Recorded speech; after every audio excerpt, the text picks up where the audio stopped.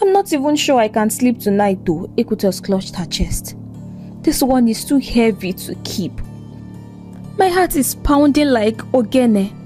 Boom, boom, boom. I feel like ringing the village bell myself right now to gather the villagers and announce to them that the king is impotent and that Onukwe, the village hunter, is the father of Prince Ebube. Once upon a time, in the warm and laughter-filled heart of the East, there sat a prosperous village called Ofianta.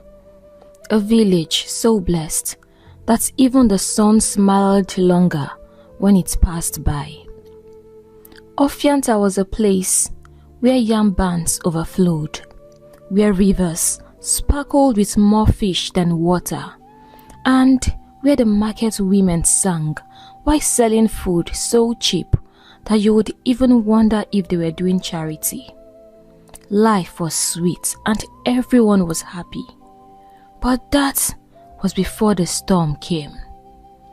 And the storm, my dear listeners, did not arrive in the form of thunder or flood. No. It came wrapped in swaddling clothes, screaming like a town crier on a market day. I mean, trouble entered the land of Ofianta in the form of a newborn baby. From the very first wail, the villagers knew that this baby was different. Her cry was so loud that birds flew out of trees. Even the goats tied in the bushes stopped chewing as they looked around in confusion. "Ewo, this one no be baby cry o," said Mama Misoma the moment she heard it. Na radio station dem born. But for all her volume, one thing was certain. She was breathtakingly beautiful, with skin like fresh palm oil and eyes that sparkled like the river under moonlight. She was beautiful, too beautiful. Her mother Uloma held her tightly, tears of joy pouring down her cheeks. For 3 whole years, she had prayed like Anna in the Bible, fasted endlessly, drank bitter herbs every morning as if it was a ritual. And finally, her bundle of joy had arrived. Meanwhile, her husband Obioma, who was at the farm earlier that morning, heard the news and dropped his cutlass like a hot yam. Without looking back, he ran. The kind of run that would make you think he was being chased by 70 masquerades. People swore they saw his feet touch the ground only 3 times before he reached Norma, the village midwife's hut. As he drew close and heard the baby's voice, more like a trumpet actually, his heart did backflips in his chest. And when he stepped into the room and saw his wife glowing with joy and holding the child, his knees almost gave way. That joy in her face was just everything to him, because he knew how much she had prayed and cried for this child. Ulama smiled through her tears as soon as she saw him and said, "Look, Obioma, I think she looks like me." Obioma, still breathless from running, took the child gently and stared at her face. "She is as beautiful as her mother," he whispered, emotion thick in his voice. "I'm so happy. Finally, we have a child to call our own." He looked at the child again and said with pride, "We shall call her Ekutos." And so, in their little warm home, Uloma and Obioma raised Ekutos with more love than there was rain in the rainy season. She was their laughter, their lights, their joy, their answered prayer. Everything she needed, as long as they could afford it, was given to her without question. Her clothes were always clean, her hair always well braided, and her belly was always satisfied. Ekutas grew into a happy, radiant, beautiful young girl. And that, my dear listeners, was when the real trouble began. When Equitos came of age, it was time to start school. Like every hopeful parent in the village, Uloma and Obioma did the needful. They marched proudly to the only primary school in Ofianta and enrolled their precious jewel. They had high hopes. Oh yes, very high hopes. They dreamed of her one day, wearing glasses and speaking big grammar, living in a big city, or maybe even marrying a doctor or a lawyer. After all, they wanted a better life for her, unlike Uloma, her mother, who was a hairdresser, or Obioma, who had been farming since the days of his grandfather's home. They were ready to do anything to support her dreams. What they didn't know was that they were about to receive the greatest heartbreak of their lives. Equitos, their beautiful, radiant, sweet-faced child, was a complete academic disaster. Her beauty could win pageants, but her report cards, a full-blown tragedy. She didn't just fail. She failed with flying colors, if there was ever a thing like that. Equitos would repeatedly come last in class, and the worst part of it was that it didn't even bother her one bit. That same day, you would see her devouring one big plate of rice as she told stories that no one even bothered to listen to. At first, her parents believed it was just early struggle. Maybe she would catch up with time. So they spent what little savings they had and hired lesson teachers, 2 in fact, 1 in the morning, 1 in the evening. But, woe, it was like pouring water on a stone. Equitos continued to fail with style, F9 with fineness. And she always had an excuse. It's the teacher, Mama. He doesn't like me. That mass, my classmates copied from me and they all passed. I don't know why my teacher hates me so much. Uloma and Obioma cried in secret many nights. Their pillow heard all their prayers. They wondered where they had gone wrong.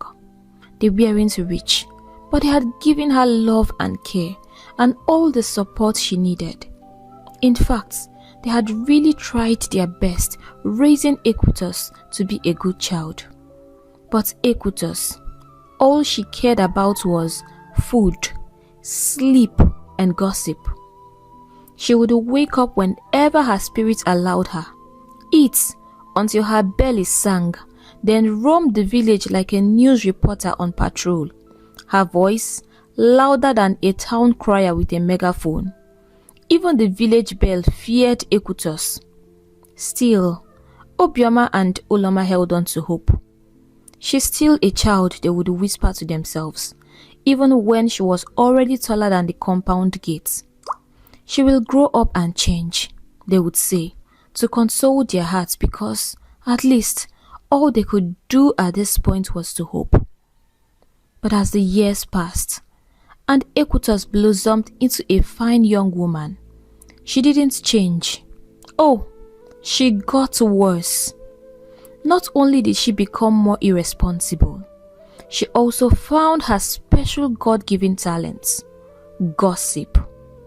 Now, everyone gossips, we know, but Equitos' own, it was the advanced pro level. She gossiped with precision, performance, and with so much passion. Her ears were sharper than a rabbit's, and her mouth like 24 trumpets. Once she opened it, no secret was safe again. And you see her sources? That one was never a problem at all. Equitos knew how to hunt for gist the same way a cat hunts rats. Silent, strategic, and with wicked precision. She was always at the right place at the right time and with the right face. Some said she was gifted, Others swore her ears had spiritual antennas, because you will even be wondering how she heard it. Her number one hunting ground, the village market on Eke days. Once the rooster crowed, Equitus would grab her nylon bag, which hardly had anything inside, tie her wrapper tight and set off like a woman on a mission. She would stroll from one stall to another, pretending to price items she had no intention of buying. "Auntie, how much is this pepper?" 15 naira. "Ah, too cost too. I saw it 20 naira at Mamebere's stall." Lies. She wasn't buying anything. She was there to listen, and nothing escaped her. Especially when she saw two or more women huddled together, whispering like thieves, sharing loot. Equitus would slowly walk near, pretending to admire tomatoes or check for fresh okra, while her ears were picking hot premium gists like a satellite dish. And oh, you would be shocked by the type of information Equitus gathered. From who was fighting her co-wife, to who saw the chief priest's son sneaking out of a widow's hut, to which pregnant woman was still sleeping in her father's house. Equitus heard it all and remembered everything. But her market rounds were just part one of her daily operation. Come evening time, she would carry her water pot on her head and head towards the village stream. But this wasn't because she needed water. Oh, no. The river served as another hot spot for fresh gossip. As other maidens gossiped, while rinsing their clothes or pounding it on stones, Equitus would walk slowly, balancing her empty pot like a model on a runway, scanning faces and tuning into conversation like a radio with fine reception. So that's why she hasn't been coming to the market. Yes now, they said her husband caught her by the corner of their house, talking to that hunter with one eye. Ewo. Equitus would pretend not to hear, but in her head, she was already organizing the story in chapters. Still, her most sacred base, the headquarters of Hot Gist International, was none other than her mother's hair salon. Ah, that salon, my dear, was a blessing and a curse. A one-stop shop for hairstyles, heartbreak and hot gossip. It was the village gold mine of information. Uloma, her mother, being one of the best hairdressers in Ofianta, always had a full house of women from different parts of the village. The salon buzzed like a beehive every day, and as the women's hair got braided, so did their tongues loosen. At first, Uloma tried to involve Equitus in something productive. After the girl repeated the same class 5 years in a row, she sighed deeply and said, maybe going to school is not for her. Let her learn hairdressing at least. But even the hairdressing, Equitus couldn't even hold a strand of attachments. Instead of learning how to braid, she was busy tuning her gossip antenna to full volume. While her mother was fixing cornrows, Equitus was mentally recording every whisper the women shared. She listened with eagle ears, nodded like a priest taking confessions, and before the women could even stand from the chair, their stories were already flying around town. And Equitus didn't just talk, she performed. She would reenact the whole gist with body movements, facial expression, sound effects, and even throw in imaginary flashback.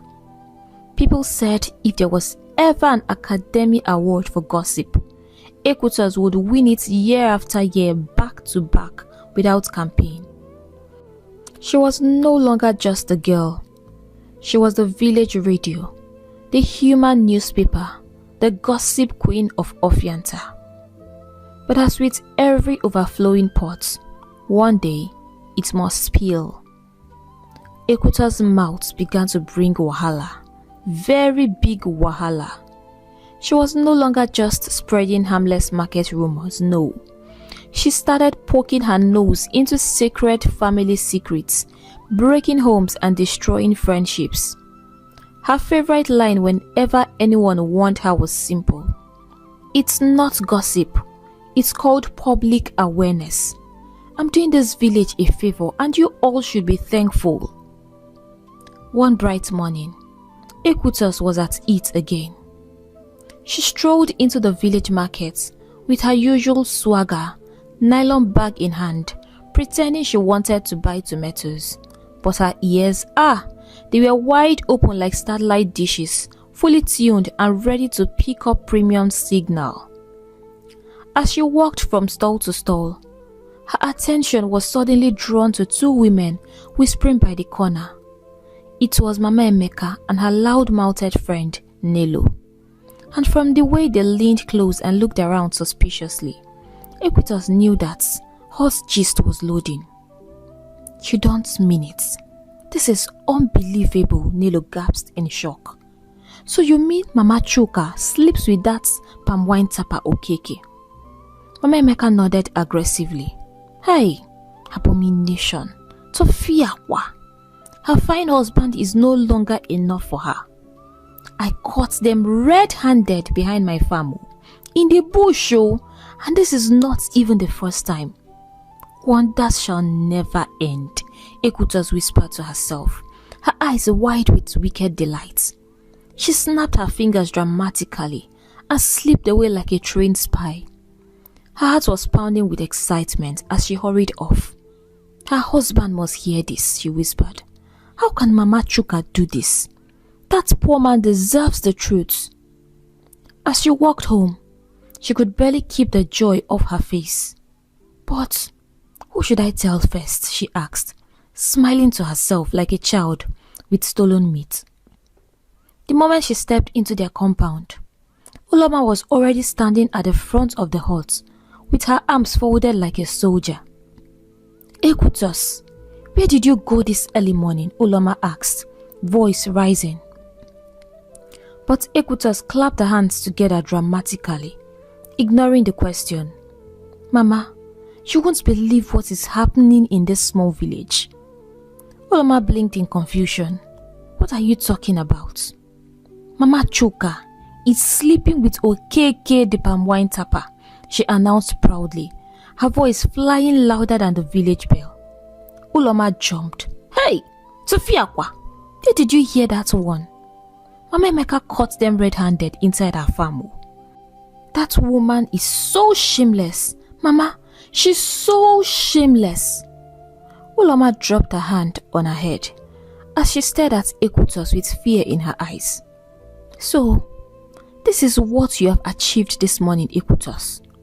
You woke up and the first thing you did is to go to the market to hunt for gossip. Listen to me. Nobody must hear this. Do you understand me? Even if it's true, no one must hear it from you. This is not a small matter. If it turns out to be a lie, it will land you in trouble." Equitas sighed. Mama, I'm sure of what I heard, and Papa Chuka deserves to know the truth. How can his wife be this wicked? You must keep your mouth shut, Equitas," Uloma snapped again, pointing a warning finger. "Meet me at the salon as soon as you are done with your chores." Equitas nodded slowly like a respectful child, but inside her heart, the matter was already boiling like overcooked beans.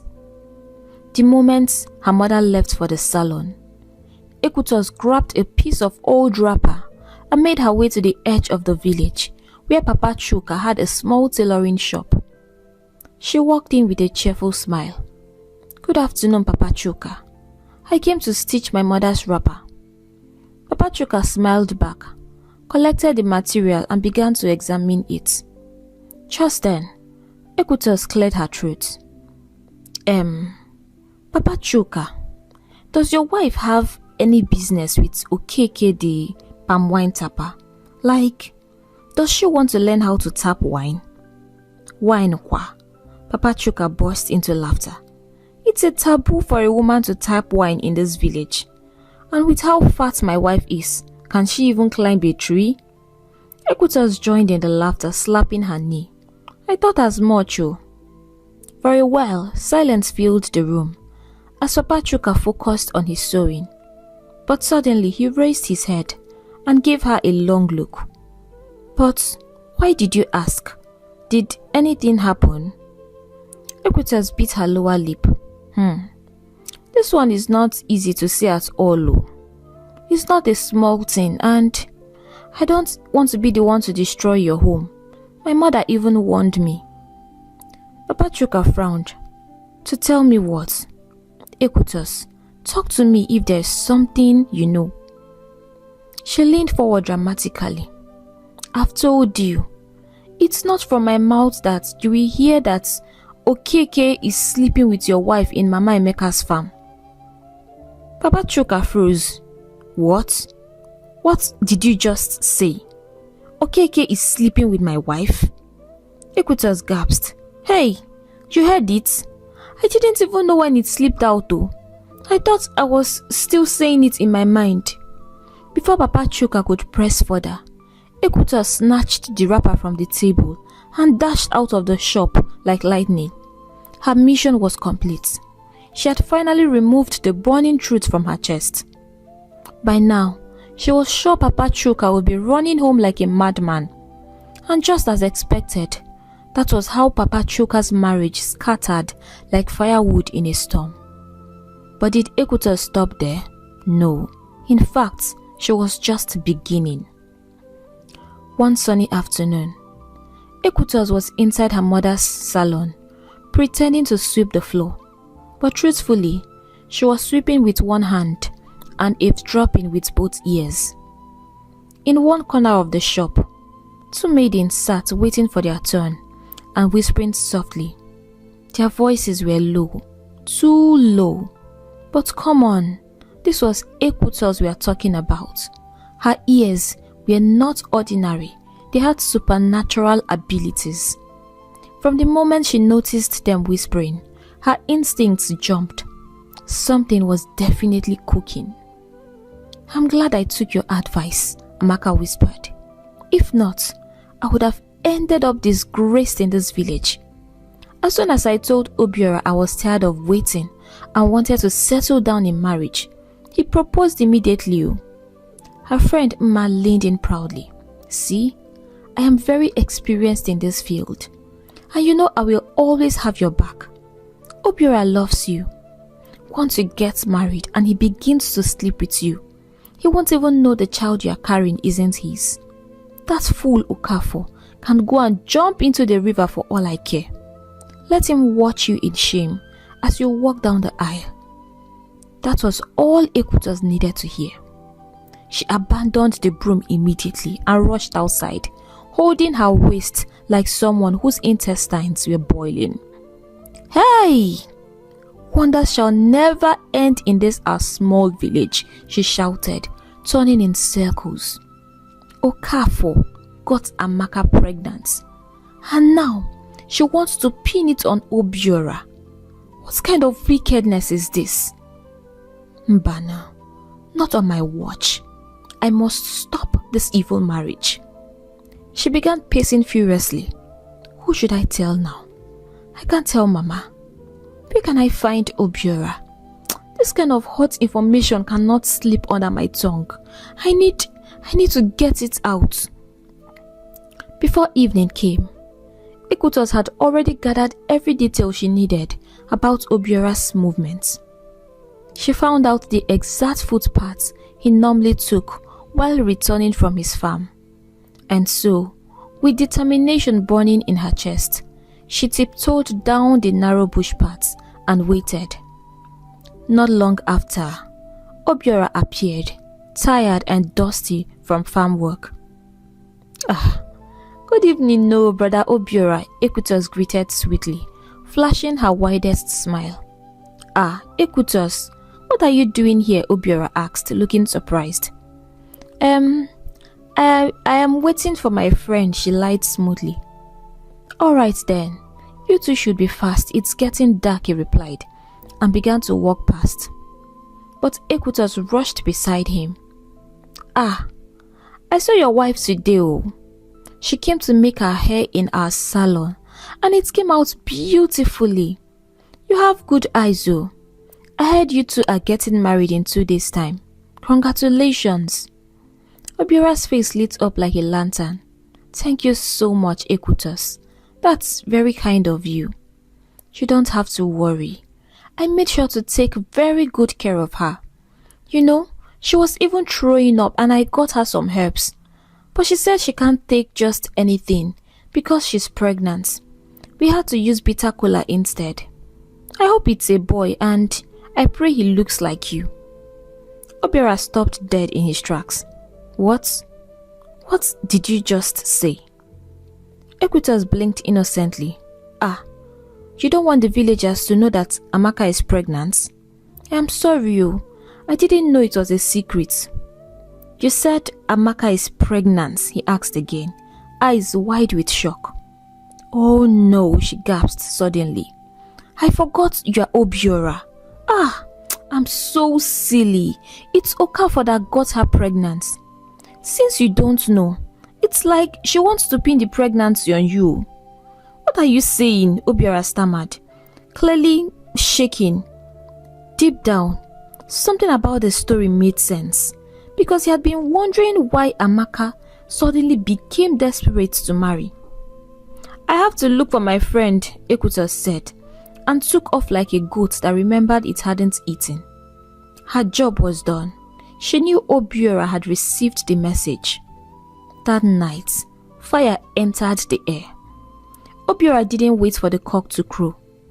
The moment Amaka stepped into his compound that evening, he confronted her with thunder in his voice. I don't know what you're talking about, Amaka said, her eyes shifting. She tried to laugh it off, but the tremble in her voice betrayed her. Ekutos told me everything, Obiora snapped. I asked you about Okafor, and you denied it. So he got you pregnant and you want to use me as your cover? You want to destroy my life after everything I have done for you and your family. This relationship, everything, this relationship is over. At that point, Amaka knew the truth had poured out of the basket. She opened her mouth to deny again, but the words wouldn't come. Her knees went weak. Tears rolled down her cheeks as she dropped to the ground begging. Obiora, please. I didn't mean for it to go this way. I was so scared. I thought I could fix it. Please forgive me. But Obiora had heard enough. His heart was shattered. Amaka stumbled out of the compound, broken, ashamed, and furious. That girl Ekutos, she muttered through clenched teeth. She will pay for ruining my life. I will deal with her. I will squeeze that mouth of hers till she forgets how to speak. Ekutos had always somehow managed to escape the consequences of her sharp tongue. Gossip after gossip, scandal after scandal, and yet she moved around the village like she was untouchable. But this time, Amaka was not having it. She had lost her relationship, her dignity, and nearly her future, and there was no way she was letting this slide. The next evening, Amaka and her loyal friend Mma waited like hungry lions at the river. They knew Ekutos. She was a creature of habits. She would surely show up in her usual way, swinging her hips, pot balanced on her head, and eyes scanning left and right like a security camera. And they were right. Not long after, there she came. Ekutos, the village radio, strutting down the paths with a wide grin like the river belonged to her ancestors. She was humming and twisting her waist like someone in a beauty pageant. She had no idea that danger was waiting behind the water. The moment Amaka and Mma spotted her, they charged forward like wrestlers. Before Ekutos could even blink, they grabbed her by her collar. What did you tell Obiora, you little witch? Mma barked, her eyes flaming. What I told Obiora, Equitos stammered, trying to smile. I only congratulated him. I didn't tell him any. Pah! A slap landed on her cheek so fast that it nearly reset her memory. Then another came, and another. Amaka and Mma descended on her like angry spirits. It was 2 against 1, and Equitos had no chance. Her only strength was in her tongue, and she didn't have a single strength to fight back. And you see that her mouth, That was exactly where they focused most of their punches. The other girls by the river just watched, arms folded. Nobody moved. In fact, one of them was even shelling granules. Equitos had offended every single one of them at one point or another, spreading rumors, accusing one of sleeping with her uncle, even revealing another's secret lover. Nobody was coming to save her. Next time, learn to mind your business, Amaka shouted, slamming another blow on her shoulder. I hope this teaches her a lesson, one girl whispered to another. Maybe now her mouth will rest small. By the time they were done, Equitos was unrecognizable. She limped home with one eye nearly shut, her lips swollen like overripe mangoes, her arms covered in bruises. Ulama screamed when she saw her. Ewo! What happened to you? Mama, is it not that village dumping ground, Amaka, and her useless friend, Mma? Equitos sobbed, dragging one leg across the compound like an injured soldier. You mean Amaka and Mma did this to you? Ulama's eyes widened. What did you do to them to make them beat you up like this? Mama, I didn't do anything, no, Equitos cried louder. They said I ruined Amaka's marriage because I told Obiora the truth. What truth are you talking about? Ulama's brows tightened in confusion. Amaka is pregnant for Okafo, and she tried to pin it on Obiora. I heard them discussing it and I said, no, this can't happen. Obiora doesn't deserve such wickedness. So you told him, Ulama screamed. You told Obiora. How is it your business, Equitos? Hey, this girl has finished me, oh. Why? Why do you keep disgracing us in this village? Can't you just shut your mouth for once? Mama, what did I do? I only did the right thing, Equitos cried harder. I stopped evil from happening. It's that stupid Obiora that went and mentioned my name. Why must he tell them that I told him? I was only trying to help him. Ulama stared at her daughter speechless. Her lips moved, but no words came out. After a long sigh, she shook her head slowly. I hope this beating teaches you something. I hope from now on you will learn to keep your mouth shut, she said as she walked away rubbing her head. For days, Equitos stayed indoors, unable to move properly. Her body ached in places she never knew. The swelling on her lips was so bad that even speaking hurt. Ulama hoped that this was finally the turning point, the great silence Ofianta had been waiting for. But 2 weeks later, just when peace was beginning to return, Equitos bounced back. Stronger, bolder, louder, fully recharged and loaded. And this time, she wasn't sparing anybody. One quiet evening, Obioma called out to Equitos from the hut. Go and get me snuff from Ifeka's place down the village, he said, digging into his wrapper and handing her some coins. And please, do not waste time. I don't want you going around poking your nose in things that don't concern you. Ah, Papa, Equitos grinned. I will be back before you even remember you sent me. I won't even blink on the road. With that, she took off in her usual fashion. Full speed, wrapper flapping, feet dancing, like she was on a mission to save the village. Her mind was set, straight to Ifeka's hut and back, nothing more. But this was Equator's we are talking about. Just as she entered the narrow bush path that led to the snuff seller's compound, her ears twitched. Wait, what was that? She slowed her pace. 2 voices, a man and a woman. Not loud, but sharp and filled with tension. They were standing just by the edge of the bush, arguing in hushed tones, but the rage in their voices was clear. You know I shouldn't be here this late, the woman said, her voice shaky. I don't want my husband to start looking for me. And what husband is that? The man snapped. The one who can't even impregnate his wife? Equator's froze. Chineke, she whispered. Who is talking like this? You are mad, Onukwe, the woman hissed. Don't speak about your king like that. We had an agreement, and you can't keep ripping me off like this.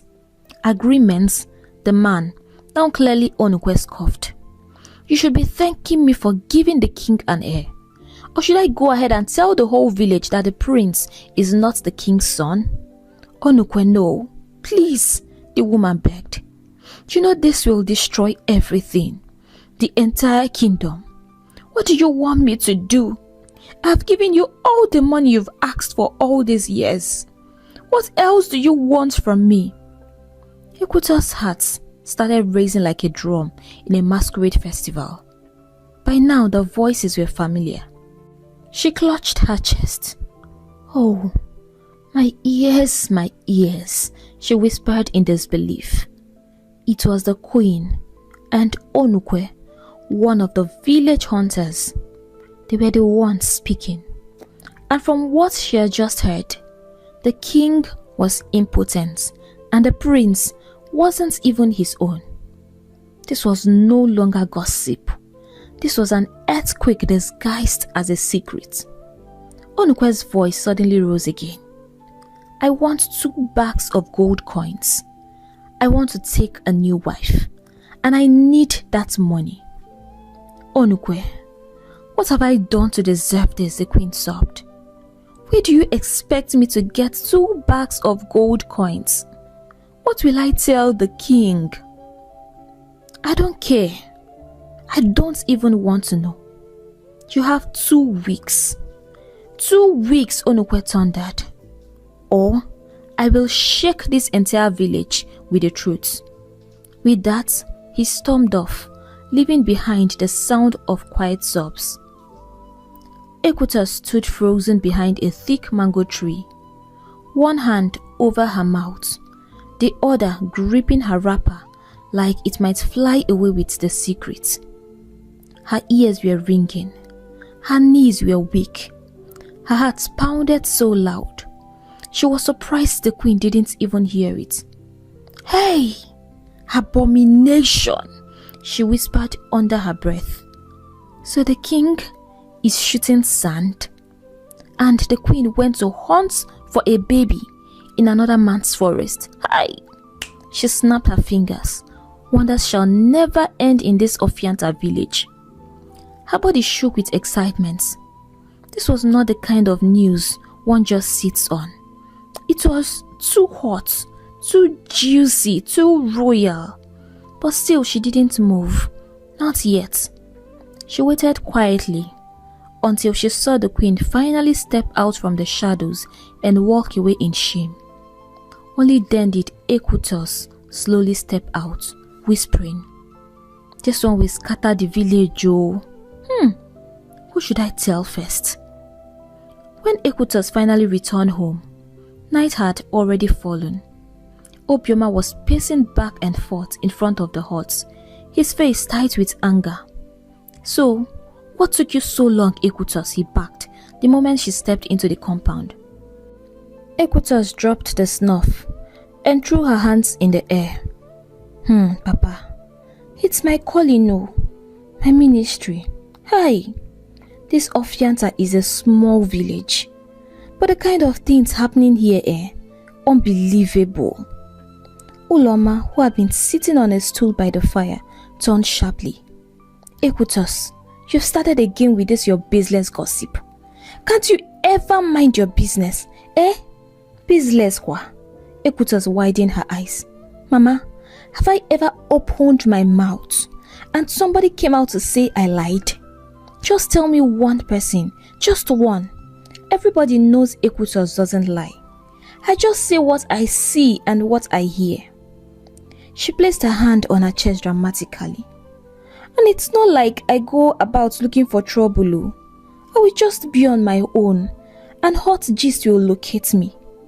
And the way this my ears pick signals, after what I heard today, I now believe that I have been chosen by the gods of this land to tell people their truth. Because how else could I have known something like this? Uloma exchanged a long tired glance with her husband. Both parents stared at their daughter like they were looking at a ticking time bomb. Mama, Papa, Equitas said excitedly. You people don't want to hear what I saw today. You did not even ask me what I saw. Equitas, Obioma said, with his jaw clenched. Please, just go inside. I'm not even sure I can sleep tonight though. Equitas clutched her chest. This one is too heavy to keep. My heart is pounding like ogene. Boom, boom, boom.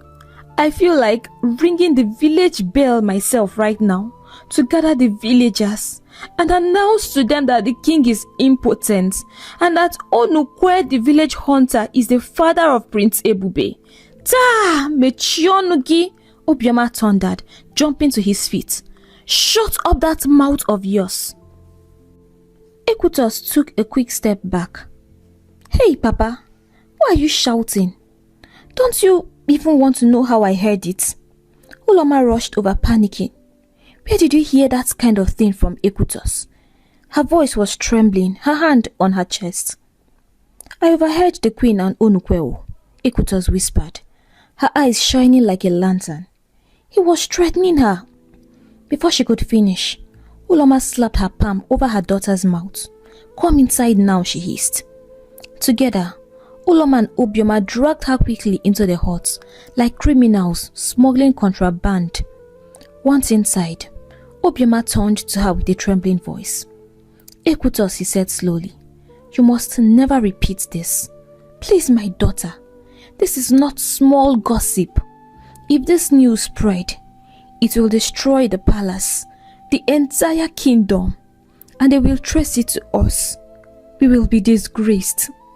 I am begging you, not as your father, but as someone whose entire life is in your hands right now. Please, my daughter, Uloma added. We are not asking for too much. Just keep this one. Pity us. Let no ear hear this from your mouth. Equitas pouted, folding her arms tightly. Her whole body itched to release the gist. But looking into her parents' terrified eyes, she felt a tiny prick of guilt. It's okay, Mama. Papa, I've heard you. You know me. What you're asking for is very difficult. But I will try my best. I will try. That night, Uloma and Obioma didn't sleep. Even though the news had shaken them to the core, their greater fear was whether their daughter would be able to keep such an explosive secret buried. They turned and turned on their raffia mats, worry tightening their chests. What kind of child is this? Uloma whispered, tears gathering in her eyes. I don't know how she manages to hear all of this. What do we do, Obioma? We can't let her go out tomorrow and say this. I don't know, Obioma sighed. We've said everything we can. Now, we just have to hope she listens. That's if she's not already halfway to the palace, Uloma replied, sitting up suddenly. The two parents looked at each other with alarm, then rushed to Equitas' small hut behind the main house. They gently pushed open the curtain, and there she was, fast asleep, her mouth slightly open, her feet hanging off the mat. Uloma sighed in relief. Obioma nodded slowly. They tiptoed back to their hut and lay down again, their minds still heavy. But the storm, the real storm, it hadn't even started. From the very next day, Uloma took matters into her own hands. No more freedom for Ekutus. Whether she liked it or not, she must follow her mother to the salon every single day. Whether she was useful there or not didn't matter anymore. Obioma and Uloma had made a firm decision. This girl must never be left alone again. And for a while it worked. The village was peaceful. No scandals, no drama, no broken homes or scattered marriages. For one whole week, Ekutus was silent, and to her parents, it was a miracle. Uloma and Obioma even began to relax soon. "She's finally learning," Uloma said one morning as they braided her side by side in the salon. But what they didn't know was that Ekutus hadn't changed, not even one bit. While they were celebrating her silence, she was quietly plotting, and her plan, it was nothing small. She was going to meet the king himself. Yes, the king. In her mind, she had repeated the line over and over. "I cannot be a true daughter of Ofianta and hold this kind of information in my chest. The king must know the truth. He needs to know that he is childless and that he is impotent. I have been chosen for this." The real problem now was how to get into the palace with all those heavily armed guards and watchful eyes. But Ekutus was not an ordinary girl. Where others saw a wall, she saw a door. And doors, Ekutus always found a way to open them. So, one sunny afternoon, Ekutus put on her best outfit, wore her brightest smile, and carried a small basket filled with mangoes, bananas, and roasted groundnuts. "Today is the day," she whispered to herself, as she walked briskly down the dusty path towards the palace. Her eyes were fixed, her mouth rehearsing the lines she would say. She didn't even stop to greet Mama Ekene, who waved excitedly as she passed. When she arrived at the palace gate, she met two fierce-looking guards standing like stone statues. "I have come to see the king," she said sweetly. "I brought some fruits as a gift, just to appreciate him for being a good ruler." The guards looked at the basket and then at her. Then they looked at each other. "We will deliver your gift and your message," one of them said. "But you can't see the king. This is his resting hour." "But I need to see him myself," Ekutus insisted. "The message I have is too important to be delivered second-hand." The guards shook their heads. "Sorry, leave your basket and go." Ekutus stepped aside, clutching the basket tightly, thinking fast. She hadn't come all this way just to turn back. She didn't want to tell the message. She wanted to watch the king's face as he heard it. That was where the real fun lied. And just like that, an idea struck her. She opened her mouth and began to scream.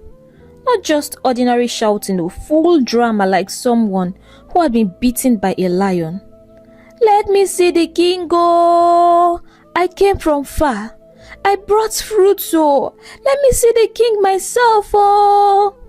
The guards were stunned. They looked at each other in panic. From the garden where the king had been reclining under the shade of a tree, he heard the shouting. He raised a brow. "What's going on at the gate?" he asked the guard. The guard left immediately and returned. "It's a maiden, your majesty. She brought you some fruits and insists on seeing you herself." The king chuckled. "A maiden, you say? Let her in." And just like that, Ekutus entered the palace. She walked in proudly, her basket in hand, her eyes scanning everything like she was measuring the palace for a future wedding. The king sat under a carved wooden canopy, sipping palm wine, smiling warmly as she approached. "Please, sit," he said kindly. Equitas curtsied deeply and took her seat. Her eyes sparkled. This was the first time she was sitting so close to royalty. She had seen the king at festivals and events, but never came this near. The king smiled again. "To what do I owe this pleasant visit? And I hear you came with a message for me." "Yes, my king," Equitas said, bowing again. "I have heard many beautiful things about you. The people love you, and you are a blessing to our land. I thought to myself, why don't I bring a small gift to say thank you? It's not much, but I came from the depth of my heart."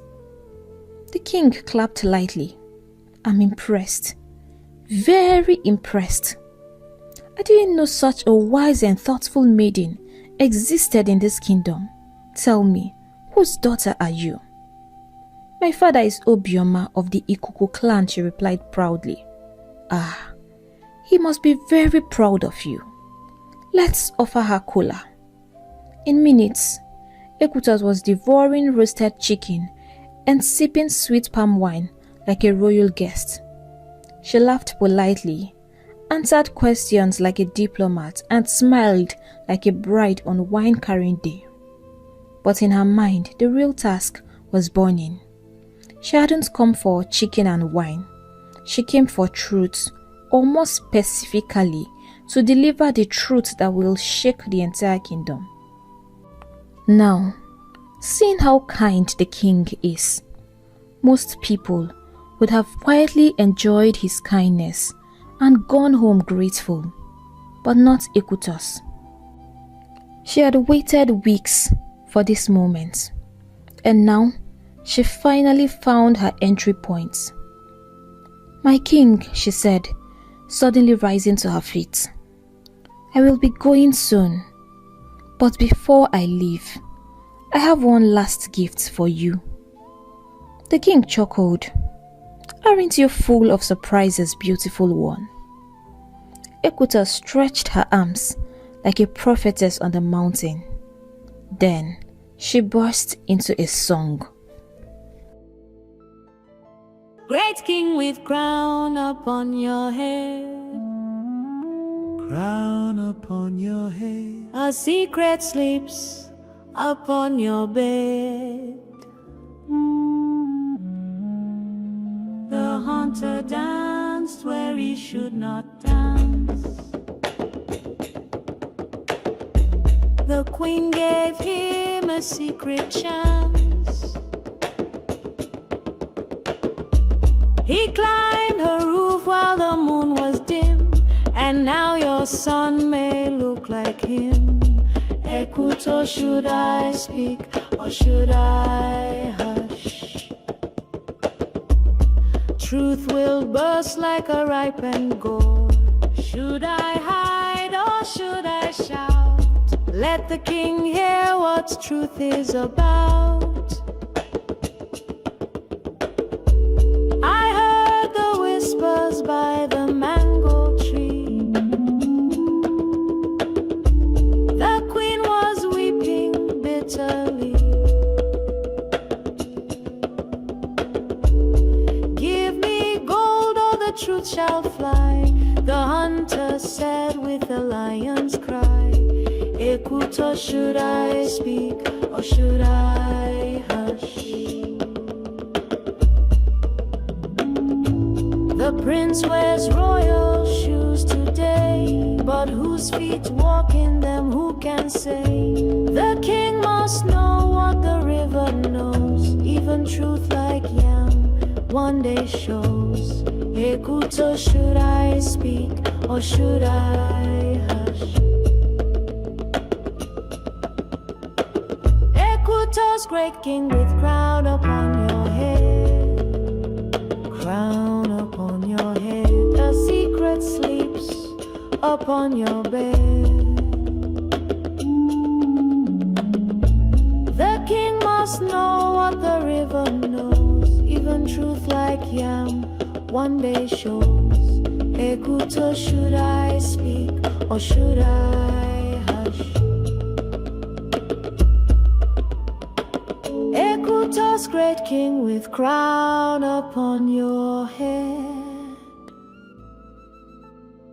For a moment after Ekutos finished singing, the air froze. Silence fell so thick that it could be sliced with a blade. Even the palace guards, who once stood lazily at ease, were now rooted like iroko trees, their eyes darting between the king and the girl who had just shaken the heavens. The king sat still, his fingers clenched around a half-empty cup of palm wine that trembled slightly in his hand. Slowly, he set it down on the table beside him, his once smiling face now pale, his chest rising and falling like someone battling for breath. What did you just say?" he asked at last, his voice low, almost fragile. Ekutos, still standing with her arms slightly raised like she has just finished a village hymn, blinked nervously.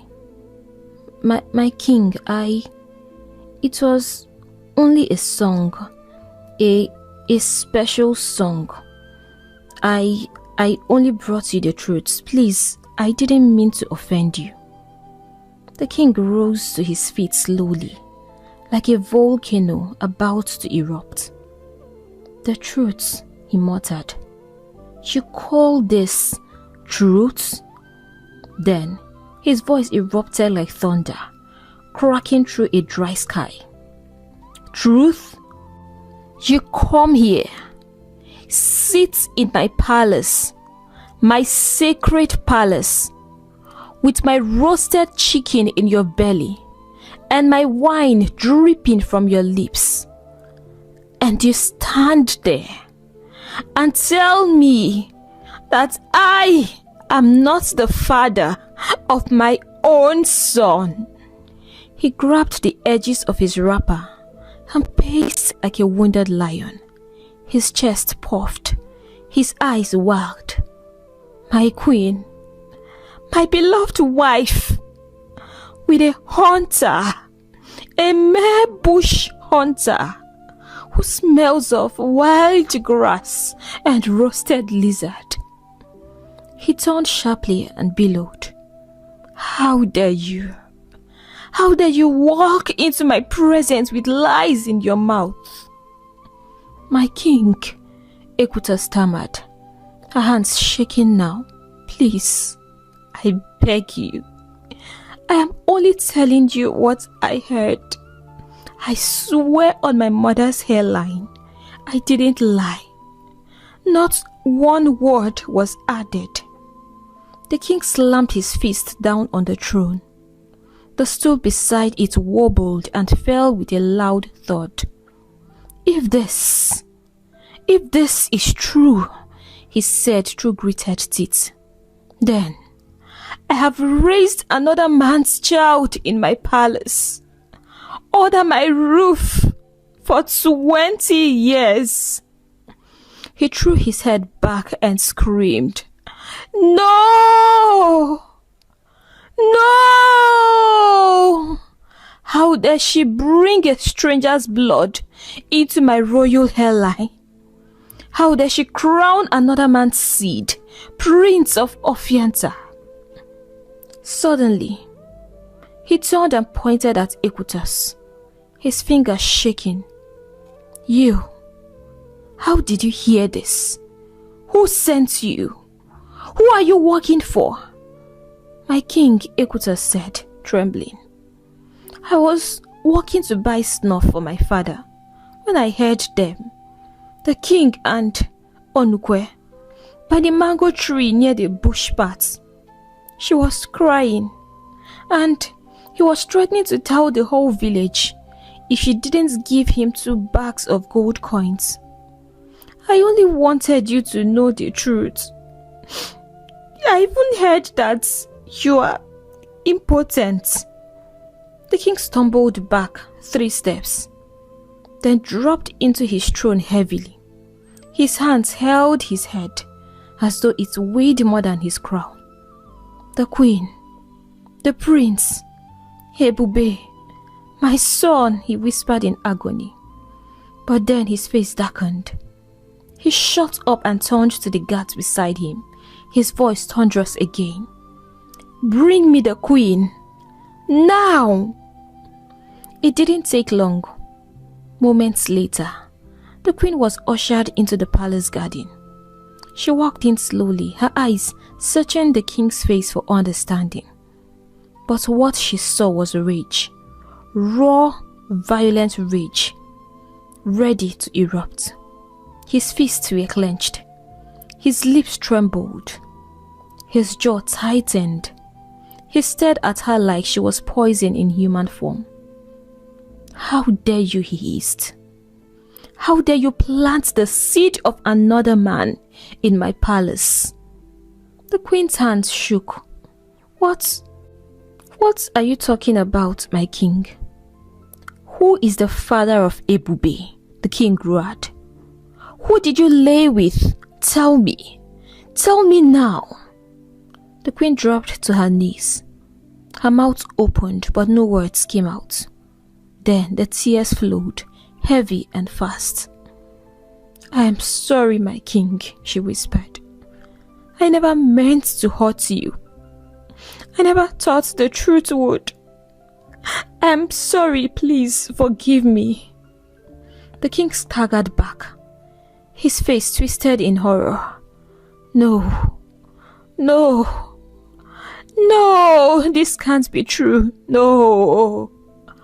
With one loud scream, he ripped his royal robe into two, his chest bare and heaving. Then he fell to the ground, shaking like dry leaves in harmattan wind. Chaos broke loose in the palace. Maids and guards rushed into the courtyard. The royal gong sounded. The news spread like wildfire through whispers and gasps. The king, the prince, the queen, everything they thought they knew was now shattered. Equator stood frozen for a moment, watching the explosion of royal madness she had caused. Then, slowly, like a mouse escaping from a cat's tail, she slid into the growing crowd of the palace workers and vanished. Her feet hit the ground like thunder as she ran, through the bush paths, past the mango tree, across the road. By the time she reached her compound, she was panting like a goat chased by masquerades. She had done it. She had fulfilled her mission. But as she crawled into her hut and lay still, pretending to sleep, her heart beat wildly in her chest. She didn't know what would happen next, but she knew something was coming, and it might not be chicken and wine this time. Before evening fell, the entire kingdom was on fire. The news had spread like wildfire from one compound to the next, across every palm wine joint and deep into the creeks of Ofianta. That's Equatus. The girl with the mouth of thunder had marched into the palace to tell the king that the prince, his only child, was not his.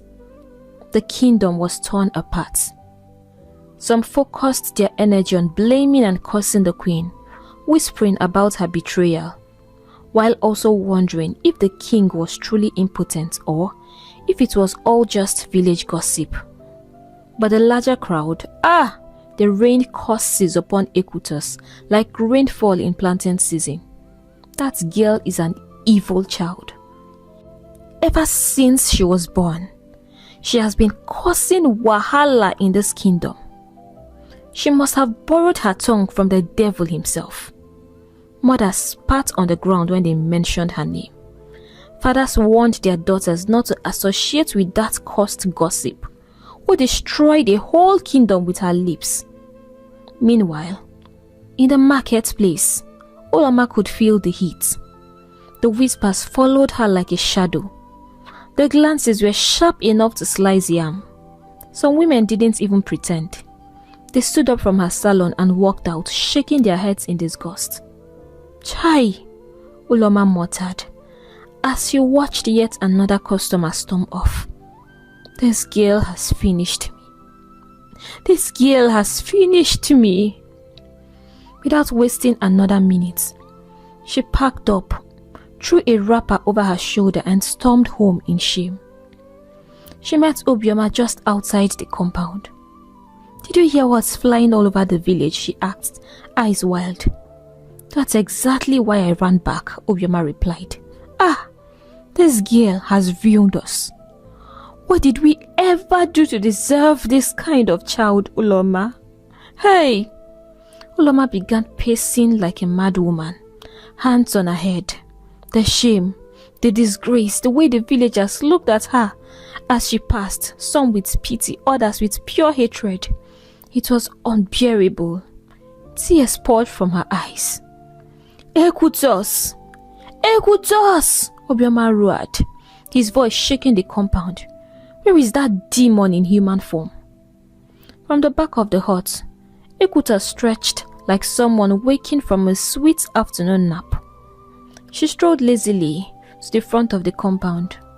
"Ah, Papa, Mama, you are back this early?"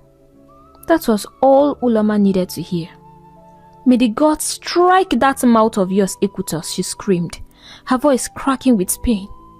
"May the gods punish that tongue of yours that has brought us nothing but sorrow. What did you do? What did you tell the king, Ekutos?" Ekutos stood with her hands folded, completely unbothered. Mama, I didn't do anything, no," she said. "I only went to the palace to sing a very special song to the king. I didn't say anything. I don't even know how he found out the truth. Since you warned me not to speak, I just decided to sing him a little something." Obioma stared at her like a ghost. Uloma dropped to the ground, wailing loudly. Their lives had ended just like that. The news had rattled the entire kingdom. The queen and Onukwe were publicly disgraced and banished. The king locked himself away and refused to speak to anyone, not even the elders or his closest guards. As for Obioma and his family, they were now treated like lepers. People avoided their compound like a cursed shrine. Uloma's salon, once the busiest in the village, was now a ghost yard. Women hissed and crossed the road whenever they saw her. Soon after, the village women gathered and passed judgments. Since she cannot control her child, they said, then she will bear the shame alone. Uloma was banned from the markets, from village meetings, from even fetching water at the public stream. Nobody wanted her near them. And the punishment spread quickly like wildfire fueled by gossip. Soon, the family had nothing but shame. No one wanted to associate with them, and even their friends disappeared. It wasn't until hunger came knocking hard and heavy that Ekutos began to realize the gravity of what she had done. The house was dry. Her parents no longer left the compound. Everyone lived in shame and silence. All they had to eat morning, afternoon and night was cocoyam. Cocoyam, boiled, roasted, mashed, sometimes with salt, other times dry. Ekutos sat on the ground one evening, chewing slowly, her face twisted with disgust. "I hate cocoyam," she muttered. But there was nothing else. And at that moment, for the very first time in her life, Ekutos began to wish she had listened to her parents. Several weeks passed. Slowly, like Hamatan mist lifting from the hills, the buzz began to die down. The whispers faded, the stares reduced. The villagers, who once crossed the road to avoid Uloma and Obioma, began to nod greetings again. Even the harsh ban placed on Uloma was finally lifted. She was allowed to return to the market, and life, though still awkward, began to trickle back into normal. That night, under the dim glow of the lantern, Uloma called her daughter into the hut. Her eyes shimmered with tears, but not from shame this time. "Ekutos," she began softly. "The ban has been lifted. We are allowed to live like human beings again. But please, my daughter, do not bring shame to this family again. If there is anything you need, anything at all, talk to us. I and your father are ready to help you." Ekutos nodded slowly, her voice breaking. "I am sorry, Mama. I don't know how it happens, but I hear something. It burns in my chest until I let it out. It's like my mouth has a mind of its own. But I've learnt my lesson. I swear I have." Tears rolled down her cheeks. Uloma looked at her and nodded. Of course, she believed her. Any child who had eaten nothing but cocoyam for 6 weeks would naturally begin to hear the voice of the gods. And for the first time, Uloma saw a broken Ekutos. Not the one who snapped fingers and spread gossip like granite shells at a naming ceremony. This one looked humble, different. So, they took a deep breath and moved on, slowly picking up the pieces of their lives. Uloma returned to her shop, even though half of her customers had vanished. Obioma went back to the palm wine joint, even though laughter followed him like a shadow. But they held their heads up and faced the days one at a time. Since Ekutos had flat out refused to learn how to braid hair, claiming she was allergic to small combs, Uloma and Obioma decided it was time for her to learn something else. Anything productive. Just something to keep her busy. This time, Ekutos, determined to prove she was truly a changed person, chose dressmaking. They approached Mama Nene, one of the most respected seamstresses in the market. She was known for her neat stitches and sharper tongue. When Uloma pleaded with her to take Ekutos as an apprentice, Mama Nene almost laughed herself into a cough. "Ha, that girl, that one whose mouth is louder than the village gong. I don't want her scaring my customers away." But Uloma kept pleading, reminding her that she had been a loyal customer for years. Finally, Mama Nene agreed, but with a very serious condition. One mistake, she warned, raising her finger. Just one loud mouth incident and she's out. No discussion, no second chance. Agreement was made. Witnesses were present, terms were clear. And so, just like that, Ekutos began to learn to sew. At first, the entire village watched with suspicion. They passed by Mama Nene's stall with side eyes and held breaths. But to their surprise, nothing happened. 1 week, 2 weeks, a whole month passed, then another. No drama, no scandal, no fresh gossip, no mouth explosion. For the first time since she learned to walk, Ekutos was focused, bent over fabric, threading needles, holding scissors and learning how to sew blouses and skirts. Even the market women were stunned. "Wonders shall never end," they would mutter, shaking their heads as they peeked through Mama Nene's door. This is the same Ekutos that could not mind her business before. Ha! God is still doing miracles. Soon, people began to relax. The memory of the palace scandal faded into the past. Life resumed. Ofianta slept with both eyes closed again. But deep in the shadows of the story, Had Equitas really changed? Because just when it seemed like peace had finally returned, something happened. It was one quiet afternoon at the market. Equitas was seated at the corner of Mama Nene's sewing stall, threading her needle and pretending to mind her business when she saw her. A maiden. Not just any maiden. A walking vision. She passed by like a breeze. Her steps light, her skin glowing like fresh palm oil under sunlight. It wasn't the first time Equitas had seen her.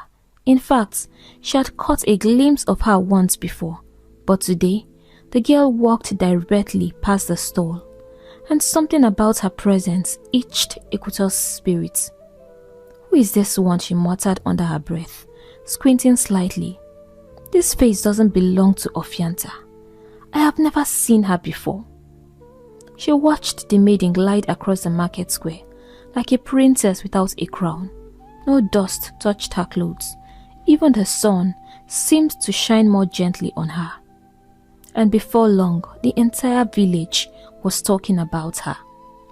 The market women gossiped in small clusters. The men, they nearly turned to goats fighting each other just to help her carry her bag or pay for her purchases. She came only once every 4 days on Eke market days, and every time she left the entire village stunned and confused. With her well-shaped figure, her flawless brown skin, her soft lips that never stopped smiling, and a height that looked like it was borrowed from a modeling catalogue, she was a complete mystery. No one knew her name. No one knew where she came from. No one had ever seen her family. And when she was done with her shopping, she would simply vanish, quietly, without a trace. But while the men were falling over themselves like unripe mangoes, and the women whispered in envy, Equitas watched. From her corner inside Mama Nene's shop, she observed with the intensity of a cat eyeing a lizard. She squinted, tapped her chin.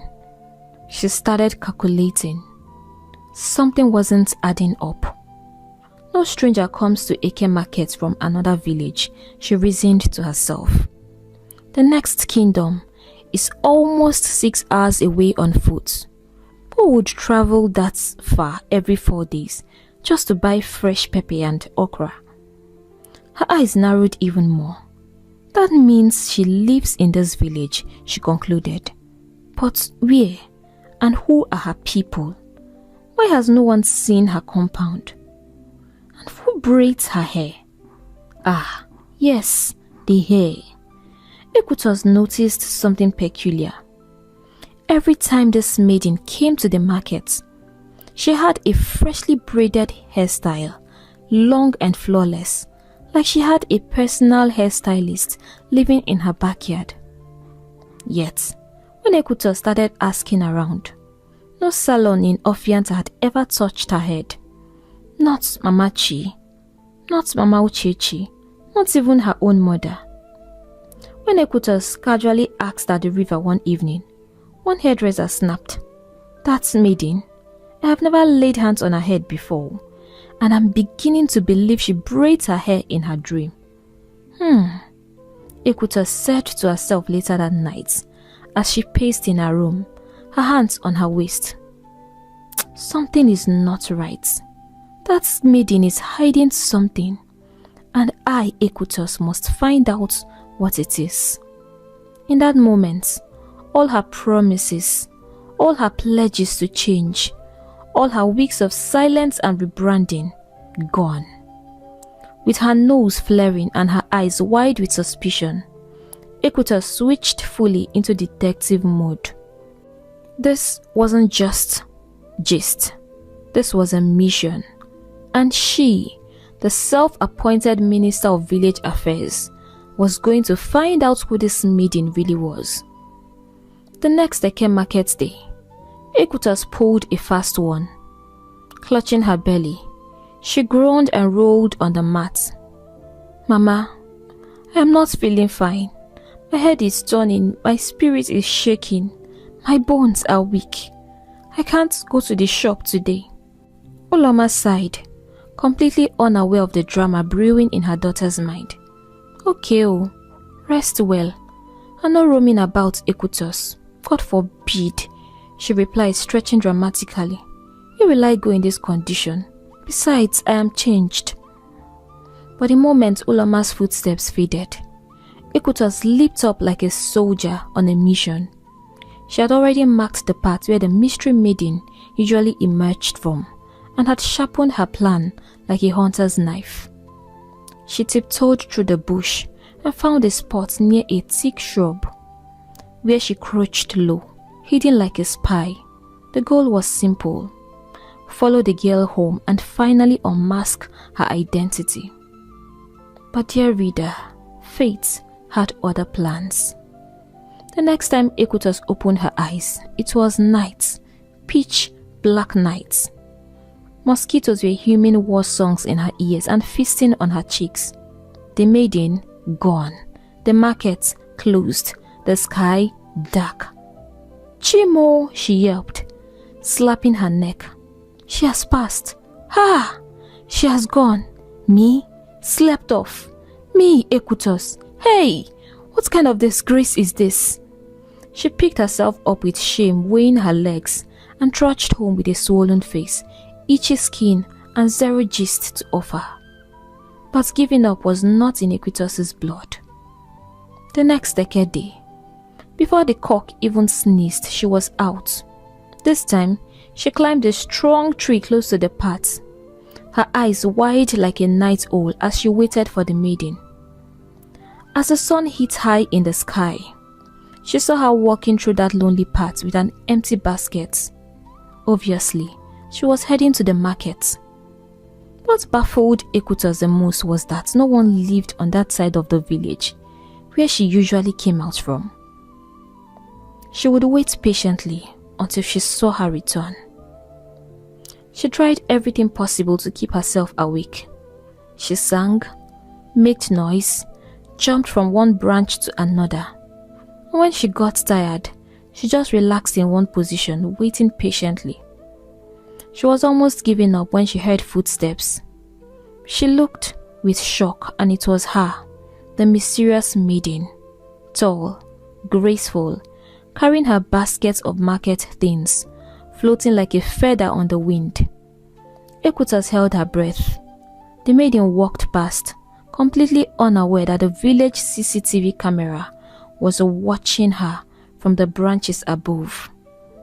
As soon as the coast was clear, Ekutos climbed down slowly and began to trail her from a safe distance. The path led into a thick bush.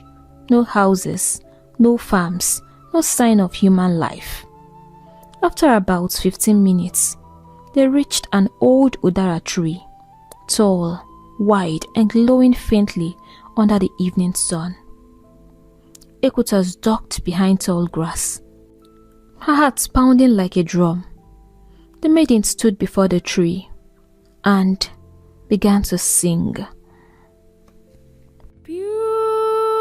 Beautiful tree, your daughter returns. Welcome back, child of fruit and flame. I've danced in the market and smiled through the crowd. I bring you palm oil and spices wrapped in cloth. Lay them down, lay them low. Sing your song, then come back home. My feet are sore, my voice is dry, but my duty I've done. Now open your arms, for your daughter is home.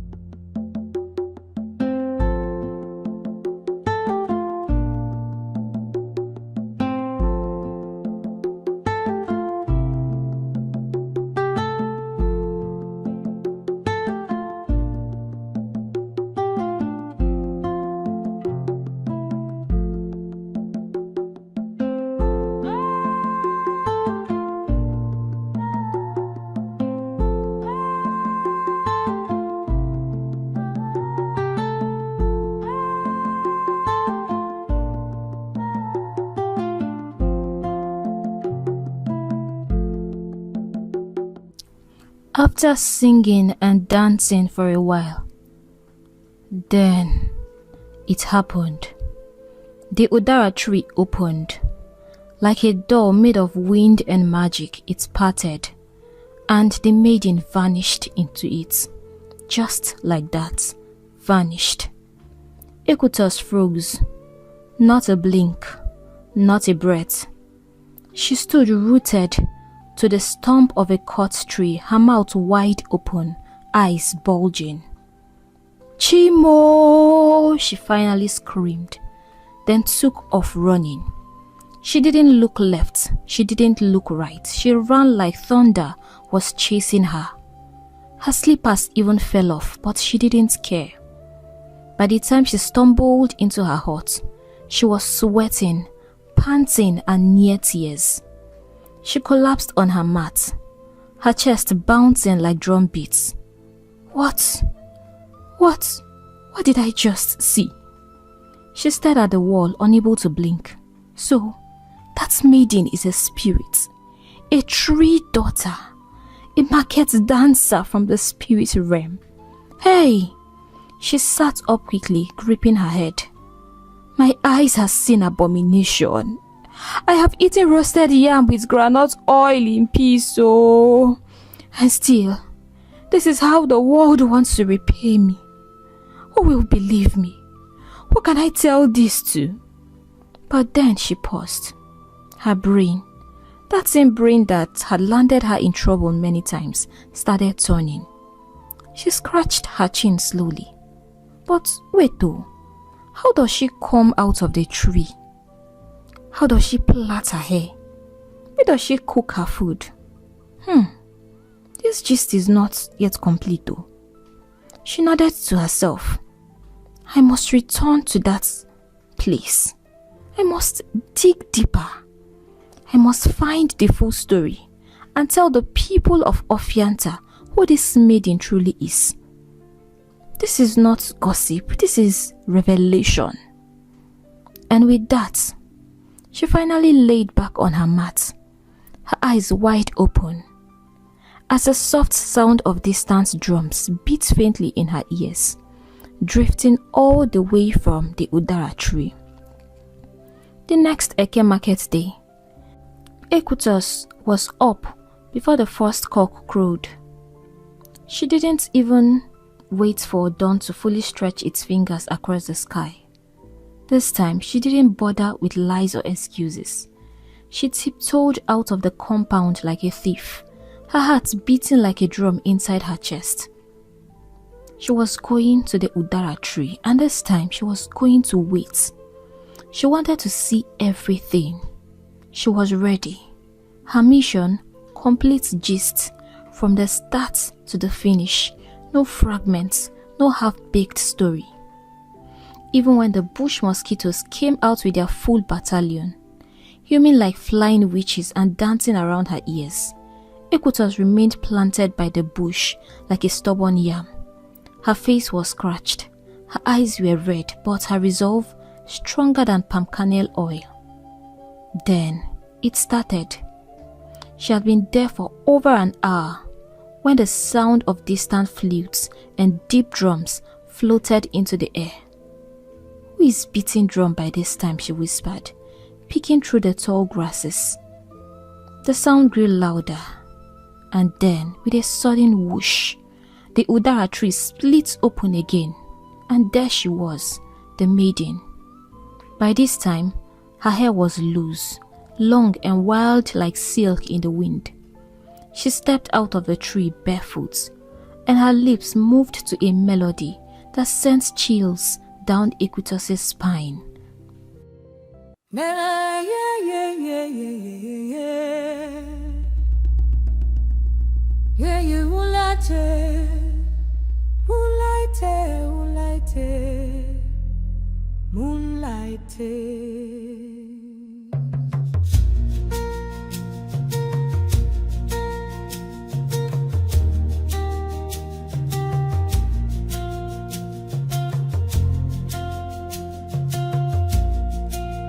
It's another Eke day and your daughter must shine.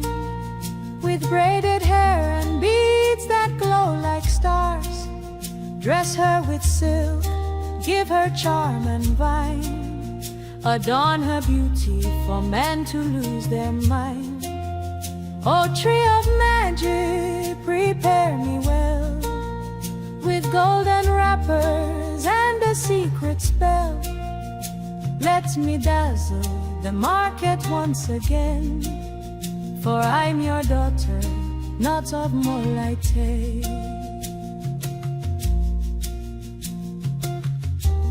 Ah, yeah, yeah, yeah, yeah, yeah, yeah.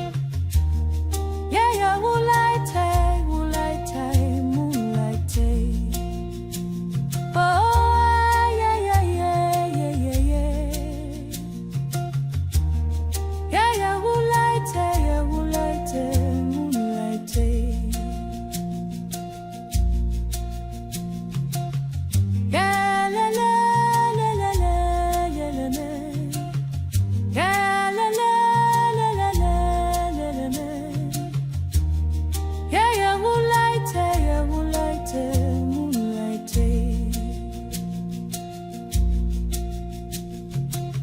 Harakabagi bit you la chasta bamba bird.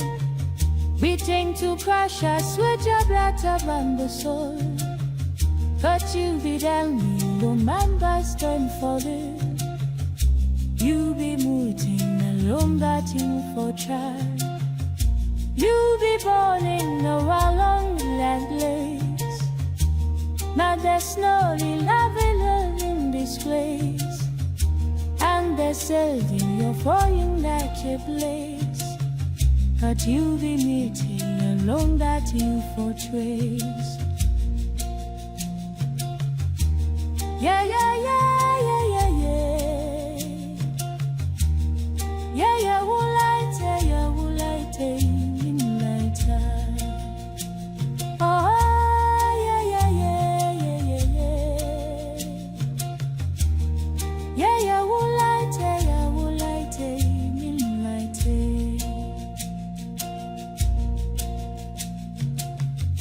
It's another record day, and your daughter must shine, with braided hair and beads that glow like stars. Dress her with silk, give her charm and vine, adorn her beauty for men to lose their mind. O tree of magic, prepare me well, with golden wrappers and a secret spell. Let me dazzle the market once again, for I am your daughter, not of mortal men. For I am your daughter, not of mortal men. For I am your daughter, not of mortal men. As the maiden danced, a carved wooden seat appeared from nowhere. She sat gracefully like a queen and stretched her arms. Then something happened that nearly made Ekutus choke on her own breath. The maiden removed her own head, calmly, gently, as if she was just taking off a wrapper. And with her disemboweled hands, she began to braid her own hair. Ekutus' jaw dropped so hard that it could have even cracked the ground. Chimo, she gasped, her voice barely audible. She took off her head and she's braiding it by herself. Her entire body went cold, her vision blurred. The ground spun beneath her. She tried to shift a little to get a better view, but in that very moment, her foot slipped on dried leaves. Bah! The sound of cracking leaves filled the bush. Ekutus froze. She didn't wait for confirmation. She picked up her wrapper and ran like madness had grabbed her by the waist. She didn't stop until she burst into her father's compound, panting, wheezing, sweating like someone who had wrestled an oracle. She collapsed in front of her hut, grabbing her chest. What did I just see? Hey! What is this? Spirit, maiden, Udara tree, head. Hey! My village people, I have entered. But even as fear danced in her belly, curiosity still burned in her eyes. The villagers must hear this, so she whispered, sitting up slowly. The market must know what their fine fresh maiden really is. I will tell them everything. I will not spare even the tiniest detail. She waited until the sun was bright in the sky. By then, the maiden had already made her way to the Eke market. As usual, the men were already chasing after her like bees to honey, offering to carry her basket, offering yam, fish, even their dignity. Equitas marched boldly into the market square. She had no baskets, no goods, just hot gist boiling in her belly. She lifted her wrapper above her ankles and raised her voice like thunder. Hey! Hot gist has landed on Eke Day. Come, oh, come, the truth is out. The market must hear it. The village must know it. I finally found out who the mysterious Eke market maiden is.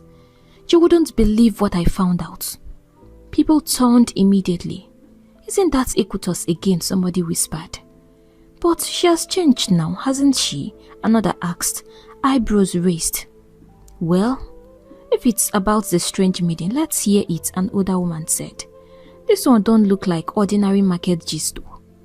Soon, a crowd gathered. Women clutched their baskets. Men folded their arms. Even children stopped chasing chickens to watch. Equitas lit up in that moment like a lantern. You people will not believe what I saw with these two blessed eyes of mine. In fact, call me Minister of Information. Minister of Information, the crowd echoed. Call me the voice of Ofianta. The voice of Ofianta, they chanted. Call me the Minister of Village Affairs.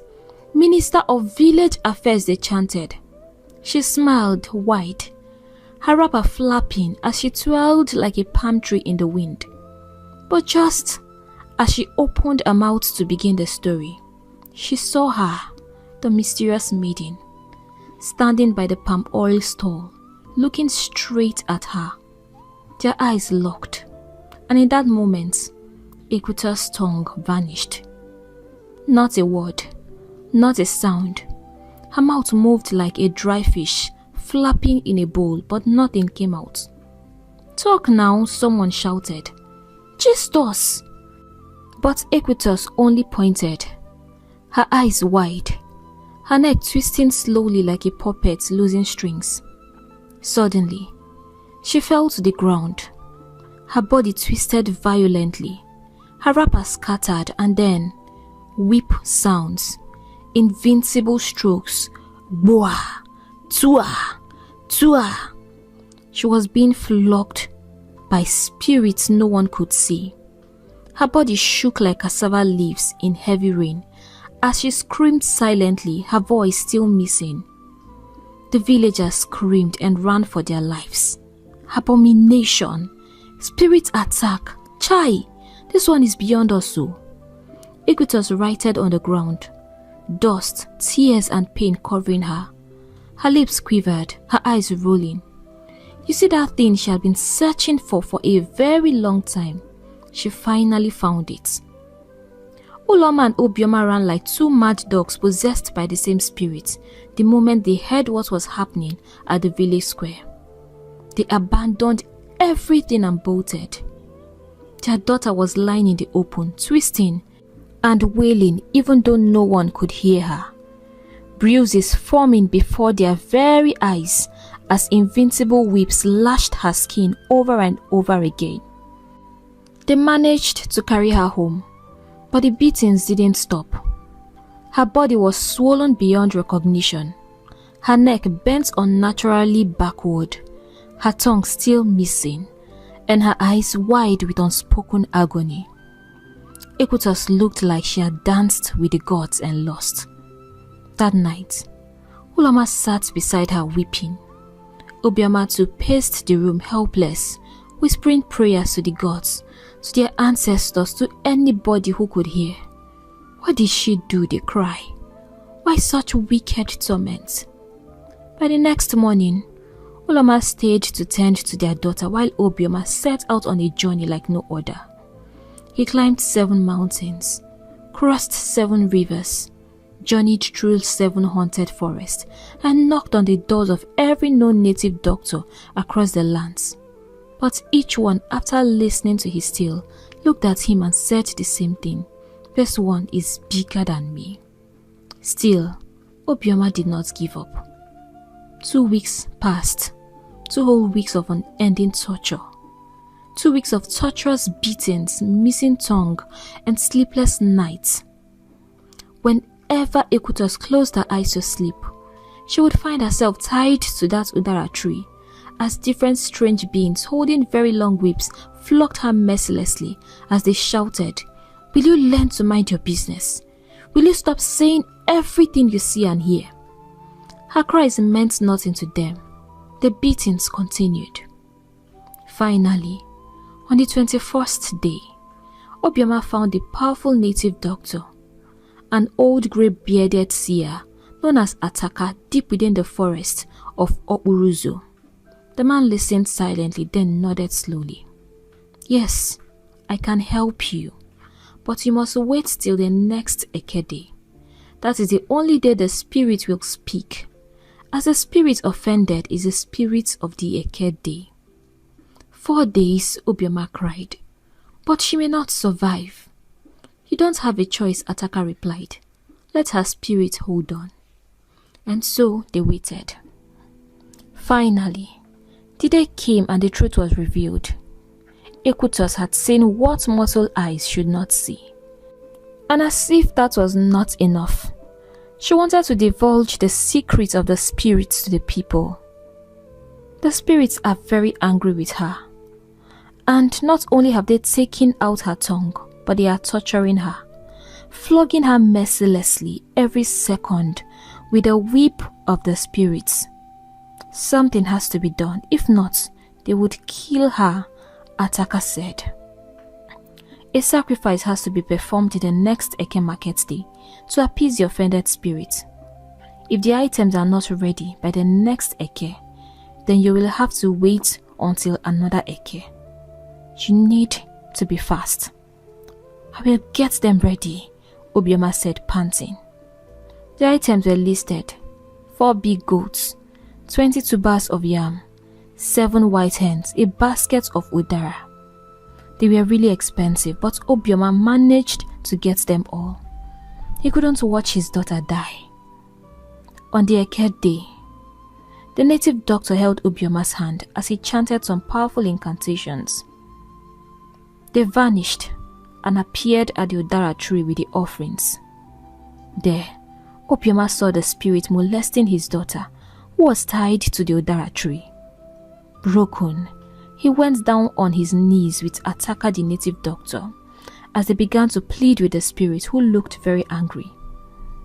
It took a very long time before the spirits finally calmed down, and voices echoed as they spoke in the language only Ataka understood. "They have heard your cries. They have seen your gifts, but their condition is simple." Obioma held his breath. She must promise with her life never to speak of what doesn't concern her again. She must learn to mind her business. One mistake and the next punishment will be worse. Far worse. Ekutos, tied to the tree, nodded so fast that it looked like her neck was going to fall off. Obioma also raised his hand. "I swear, she will never gossip again in her life. Please, just let her go." The spirit howled one last time, danced around the offerings, and then silence. It was done. Ataka took Obioma's hand, and in a flash of wind, they were back in his forest shrine. "You can return and see your daughter," he said. Obioma thanked him with gifts, fell at his feet, and rushed home. When he returned home, Ekutos had been freed by the angry spirits. Her voice had returned, but her body still bore the marks of her 30 days of torture in the land of the spirits. Weeks passed. She slowly began to heal, but something had changed. Something deep. The villagers couldn't believe it. The same Ekutos, who used to scatter the market with gist and shout from one end of the village to the other, now walked quietly, dressed beautifully, her eyes low, her mouth sealed like a calabash filled with sacred wine. She focused on perfecting her tailoring skills at Mama Nene's shop.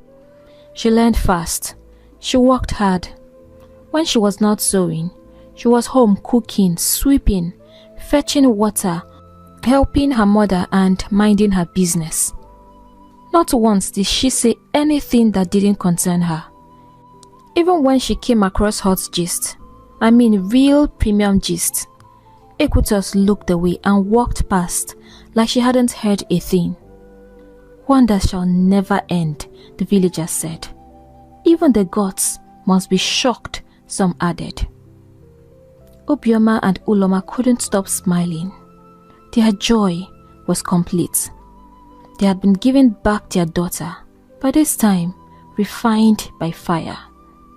And that, dear listeners, was how Ekutos, the loud-mouthed minister of village affairs and radio without battery, became the most quiet, most focused, and most beautiful maiden in Ofianta.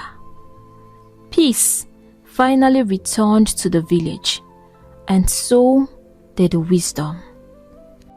Hey besties, this was a really long ride, but finally we came to the end of the story. I hope you enjoyed it and you learned one or two lessons from it. I would love you to share your thoughts in the comments section. And if you enjoy our stories and you're yet to subscribe to this channel, do not skip this video without hitting on the subscribe button and turn on your notification bell to get notified whenever we post new stories. Thank you for all your love and support. That means so much to me and I won't even trade it for anything. Right now, I'll have to go and see you in our next story. Bye!